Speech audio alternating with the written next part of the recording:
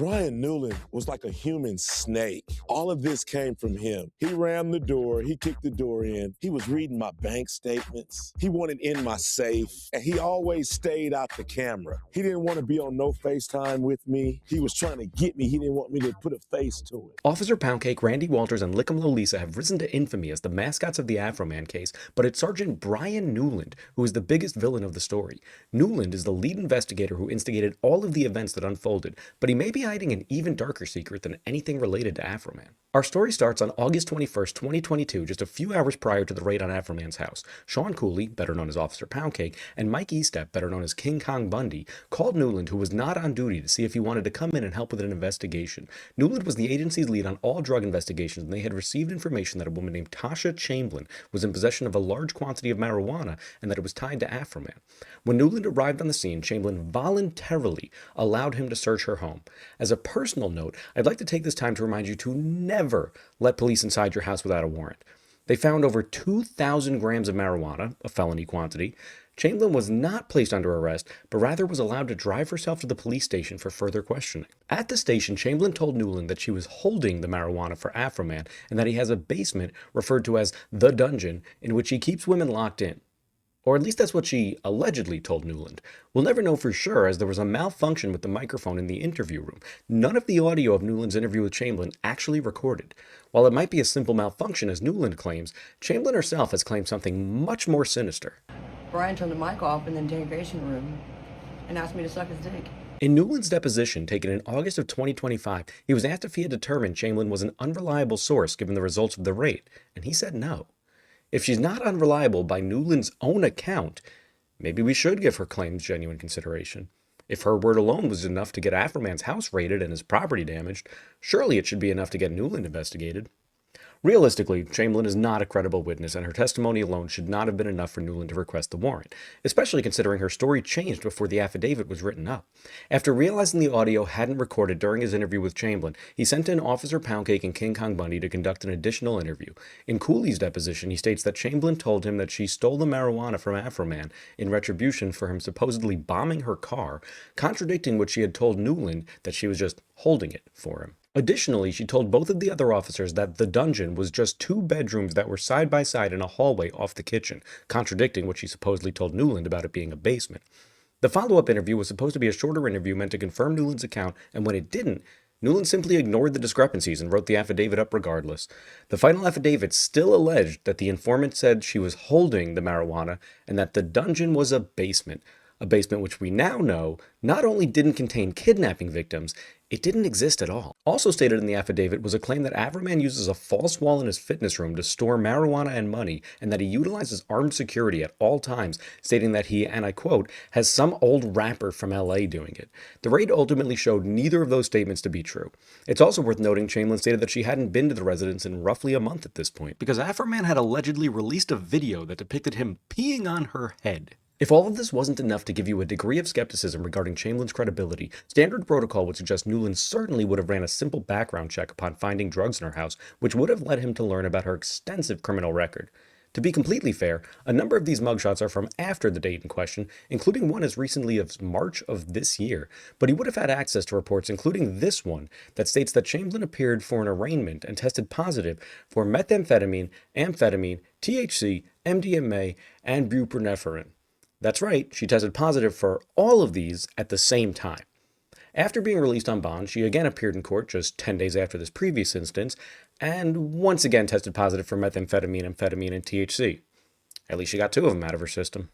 This is Brian Newland's reliable witness, and the only piece of information whatsoever that he used to determine that he should be allowed to break into Afroman's house with a group of people brandishing lethal weapons to destroy his property and confiscate his money. There was no other corroborating evidence whatsoever. No other witnesses, no missing persons report, nothing. Newland claims to have never discussed leniency for Chamberlain with the prosecutor, but she ultimately faced no charges for the felony quantity of marijuana confiscated from her house. Upon arriving at Afroman's house, Newland unsuccessfully tried to kick down his front door before moving to the side of the house to destroy the door leading to his kitchen. In the first sweep of the property, Newland can be heard fuming about the lack of a basement and the lack of evidence in the rooms Chamberlain told the other officers was the dungeon. Where's the basement? There's no basement. The dungeon is what she's called here. Because, I mean, there is nothing in the fucking rooms. I mean, it is kind of weird. As the footage went on, he spent quite a bit of time obsessing over Afroman's safe, only to find it completely empty when Afroman relented and gave the combination to his ex-wife. I think that's going to be our pot of gold right there. He's refusing to give us the passcode or give his wife to let her open it. He knew something. He knew we were coming. How the hell would he out of state? Much like the imaginary basement, the officers failed to locate a false wall they searched for in his closet, which they believed would lead them to an attic containing the evidence that didn't exist anywhere else in the house. He was supposed to be in an attic space. Yeah, that's what I'm saying. And there ain't. I looked where Sean was. Well, I've been trying to find the fucking attic. Elsewhere in the body cam footage, Newland converses with Afroman's ex-wife and makes multiple statements that would go on to age extremely poorly. We'll photograph all the damages and we won't have problems getting it fixed. We're not going to try to take all his money. We see Newland here turning a camera on top of Afroman's safe around so it faces the wall instead of himself. If he's not doing anything wrong, one can't help but wonder what he's hiding from. Of course, we know that the security system as a whole was disconnected later on. Allegedly, this was for it to be confiscated, but it was simply left on the couch when the raid concluded. It should be pointed out that any and all confiscation was Newland's responsibility. Newland claims that he ultimately didn't confiscate the security system because he learned that the footage was stored in the cloud, but that's inconsistent with him and at least one other officer turning cameras around. Clearly they didn't want to be recorded. Furthermore, Newland admitted that they never did a search warrant for the cloud footage, which makes no sense if you were truly concerned about acquiring the footage. Of course, what he did confiscate was all the money they were able to locate in Afroman's house. When Afroman recovered his cash from the sheriff's office, the money and evidence was $400 short of what they initially claimed to have taken. An investigation into the discrepancy claimed that the body cam footage proves that the money was not stolen, but was simply miscounted. The investigation concluded that 7 of the 66 money bags in evidence, or over 10%, were miscounted. Body cam footage shows Newland counting the money, but a lot of the counting takes place out of frame. The most generous conclusion is that Newland doesn't even know how to count, but he should still be trusted with the power that his position grants him. It was Newland alone who counted the money, despite Officer Poundcake being available to double-check it, considering he spent quite a bit of time simply sitting around. In fact, this is the very reason he left the money in the watch of Officer Poundcake, who was not listed in the chain of custody, and who ultimately abandoned his watch to go take a smoke break. When asked why not in his deposition, he replied, "I just didn't." We also know that several of the evidence bags were not sealed, and once again, this was Newland's responsibility. In his deposition, Newland states that normally, if he didn't have tape available, he'd tape it first thing when he returns to the office, but again, in this instance, he said, "I just didn't." He asked Brian what he wants to do with that. It needs to be sealed if we're keeping it or not. Okay. That cash on the table, are you sealing it up or? Probably. He said he's going to keep it, I guess. Who is Brian? Mm-hmm. Okay, have him sealed then, so it's sealed. Okay. They're keeping the $4,390. No, I don't have any tape to seal it. We'll just leave it like that then, and then. Don't want to give it to you that way. It's with you. I can't state definitively if Newland did or didn't steal the missing $400, but keeping the bag unsealed sure would be helpful if that was his plan. Upon further questioning regarding his handling of the money, he got very defensive in stating, "You're trying to make me seem like I'm doing something shady and it's irritating because I'm not, but you're trying to trip me up somehow." Despite being the lead on the case, Newland didn't have the decency to talk to Afroman during the raid, instead delegating that responsibility to Randy son of a bitch Walters. With the raid concluded, it's time to get to some of the much darker claims about Newland. This is the uneducated, can't count pedophile police officer that stole my money. His name is baby-making Brian, child molesting, newborn baby mama, newborn Newland, Detective Brian Newland. I have a song coming out about him. The chorus goes like this. I pledge allegiance to the flag. Brian Newland is a flag. He used to play with little toys. Now he plays with little boys. Watch your little boys around Brian Newland. He's very bold.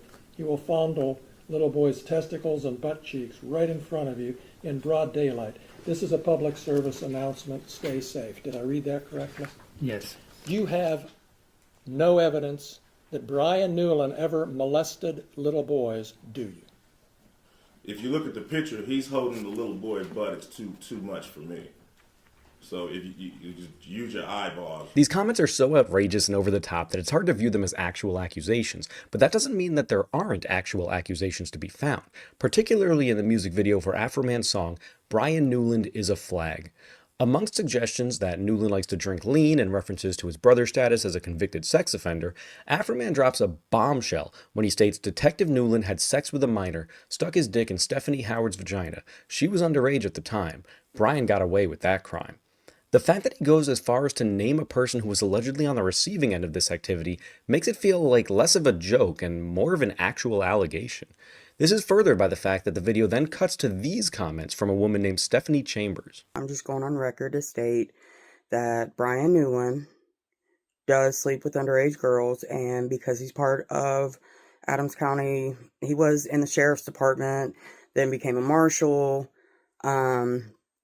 He is definitely known for sleeping with underage girls. Stephanie Howard was one of them. Yes, it is true that he 100% slept with multiple. It wasn't just one, it was multiple women that he slept with underage. And of course, he gets in no trouble for it. But I just wanted to state that it is true that he does sleep with underage women. Brian Newland has always been a bad guy. He's never been a good guy. Earlier in this video, I was critical of Newland's failure to take Tasha Chamblin's history into account, and so in the interest of consistency, I took a look at Stephanie Chambers and learned that she may not be the greatest character witness. I'll spare you the disturbing details of the case, but in 2019, she pled guilty to third-degree felony charge of endangering children with finding of serious physical harm, for which she received a sentence of 120 hours of community service and somehow no jail time. None of this means her statements are or aren't credible, but it's something to take into consideration as you determine how much weight to put into what she has to say. Speaking of Tasha Chamberlain, she's also featured in the same video later on. Brian Newland had me suck his dick in the interrogation room. Then he told me about all the young girls that he had sex with in Adams County. While I'm personally skeptical of the credibility of both of these witnesses, two witnesses, including the same one whose word was good enough to get Afroman's house raided, have now corroborated this claim. Objectively, this is more evidence to get Newland investigated than there was for Afroman. While this may be the most severe claim against Newland, it's far from the only one. We of course know from his attempt to suppress Afroman's speech that he isn't very fond of the First Amendment, but further investigating suggests he's not a big fan of the Fourth Amendment either. In Afroman's deposition, he stated that Brian Newland is known for stealing money from other people in traffic stops, and even cites a specific example of a person named Tracy Stevenson, but we'll circle back to Stevenson's story in just a minute. In August of 2021, Newland assisted Detective Sam Purdon, who pulled over a man named Jericho Prater. When asked if he had a problem if they checked his vehicle, Prater said, "You are more than welcome to look in it." They did more than look, as Newland handcuffed him, took his key out of his pocket, and used it to open a lockbox, despite Prater's protesting that they needed a warrant to do that. I won't pretend to be a legal expert, and neither is Jay-Z, but I'm reminded of the 99 Problems lyrics where he states, "The glove compartment's locked, so is the trunk in the back, and I know my rights, so you gon' need a warrant for that." In court, the state argued that Prater's initial consent, combined with the word of the informant, was good enough for them to bypass the need for a warrant. Given how flimsy we know the word of an informant can be, I'm not inclined to agree, but probable cause is often limited only by an officer's creativity. To be fair, in this particular instance, not a lot of creativity was required, as Prater allegedly admitted that he used methamphetamine earlier that day and a hypodermic needle was found in the car. Ultimately, this goes down as a warning about cooperating with cops beyond bare minimum requirements. Of course, it turns out cops will sometimes lie to you about what those bare minimum requirements are, as Brian Newland did to Tracy Stevenson. Newland once again received information from an informant and used it to justify stopping Stevenson's vehicle. Unlike Prater, Stevenson did exactly what you should do in this situation and denied Newland consent to search his vehicle. Newland, dissatisfied with Stevenson exercising his Fourth Amendment rights, falsely claimed that he had probable cause to conduct the search, and Stevenson, having been misled into believing he was legally obligated, allowed Newland to search. Stevenson was ultimately convicted of multiple counts of drug possession that stemmed from the search, but upon appeal, the court found that the detective lacked probable cause to search the vehicle. The report states that Newland testified that when he asked Stevenson if he could search his truck, Stevenson told him no. After Stevenson told him no, Detective Newland told him that he was going to search the truck anyway. The report concludes that Stevenson did not consent, but rather acquiesced to a false claim of lawful authority. You may be wondering if Newland faced any type of repercussion for his conduct in this instance, and the answer is no, of course not. To recap the story as it pertains to the Afroman case, Newland took bad information and possibly sexual favors from a clearly unreliable source in order to write up his affidavit, which he didn't bother updating when the informant's story changed, which led to the raid on Afroman's house. At best, he doesn't know how to count, and at worst, he stole Afroman's money. Also, he may or may not be a sexual predator. If the word of a meth addict whose entire claim to credibility was that she could describe Afroman's property was enough to get a warrant approved, where does the line get drawn? Does nothing stop the police from raiding literally anyone they want as long as they can find an informant who can vaguely describe the person's property? It's a scary thought and an uncomfortable reality that will remain in place as long as police officers aren't held accountable for their actions. It's a fact. William Newland is a convicted pedophile, and Brian Newland is his brother. After I zeroed in on Brian, I asked about him. Come to find out, he's a large statutory rapist that has sex with all kind of underage girls. He buys them beers and gets them drunk and all kind. That's probably the reason he had to leave the Adams County Sheriff Department, because he beats up his wife and he messed with underage girls, and he had to get out of town and go get a job in Norwood. All right.